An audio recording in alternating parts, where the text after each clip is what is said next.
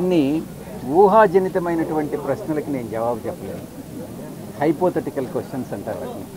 కాబట్టి నేను జవాబు చెప్పలేనటువంటి ప్రశ్న. అంటే రెడ్డి అంటే సార్ మీరే చెప్పారు, రెడ్డి అంటే పాలకుడు అని చెప్పి.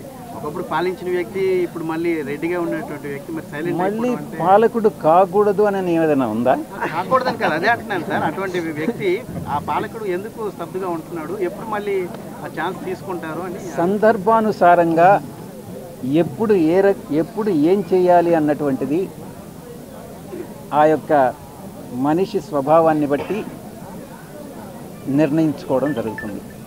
సో ఈ యొక్క సంవత్సర కాలం పాటు ఈ యొక్క సందర్భాన్ని బట్టి నేను రాజకీయాలకు దూరంగా ఉండాలని ఇప్పటి వరకు నిర్ణయించుకొని ఉన్నాను. అవసరం వస్తే బీజేపీ నుంచి కానీ జనసేన నుంచి కానీ పిలిపేమని వచ్చిందా జాయిన్ అవ్వాలి? ఏ పార్టీలో చేరాలనేటటువంటి ఉద్దేశం ఈరోజు కానీ రకరకాలుగా పేపర్లో మీరే రాశారు. నేనేదో బీజేపీలో చేరిపోతున్నానని, తెలుగుదేశం పార్టీలో చేరిపోతున్నానని, చంద్రబాబు నాయుడు గారితో చేతులు కలిపానని, పవన్ కళ్యాణ్ గారితో చేతులు కలిపానని. ఒక్కటైతే మాత్రం చెప్తాను, పవన్ కళ్యాణ్ గారు నాకు మిత్రుడు. ఈరోజు కాదు, ఒక 20 సంవత్సరాలు మా యొక్క స్నేహం వేరే, రాజకీయం వేరే. నేను ఏ రోజు పవన్ కళ్యాణ్ గారిని ఒక్క మాట అనలేదు, భవిష్యత్తులో అనను కూడా. ఇది నా యొక్క దృఢ సంకల్పం, నిర్ణయం.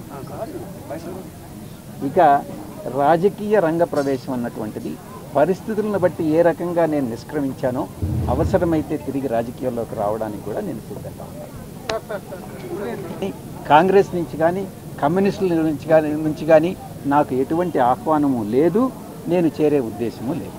సార్ మీ ఇప్పుడే చెప్పినట్టుగా రాజశేఖర రెడ్డి ఏదైతే గురువు గారు చెప్పారు, ఆయన కేవీపీ ఎలా అయితే సమ్మిట్ ఉందో మీకు జగన్ గారికి అంత పెవికాల బంధం అంటారు. అలాంటి వ్యక్తిని దూరం చేసే వ్యక్తి కోటరీ ఎవరు సార్?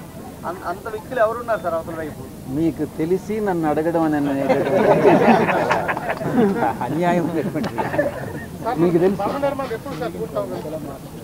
ఇప్పుడు ప్లాన్లు మాడిఫై చేయమన్నాను. ప్లాన్స్ మాడిఫై చేసిన తర్వాత ఈ 1.62 ఎకరాలు ఏదైతే ఉందో దీన్ని ఇంకా కొంచెం విస్తరించాలన్నటువంటిది నా ఉద్దేశం.